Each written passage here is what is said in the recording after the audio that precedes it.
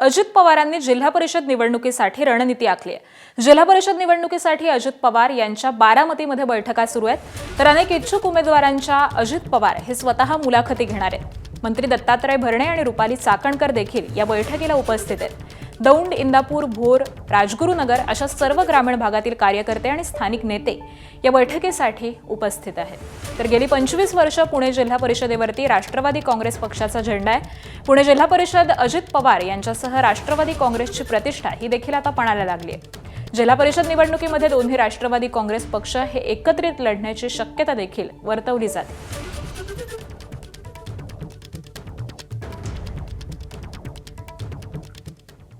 दरम्यान पुण्यात झालेल्या राष्ट्रवादीच्या पराभवावरती ठाकरेंच्या शिवसेनेचे खासदार संजय राऊतांनी टीका केली आहे। पाहूयात।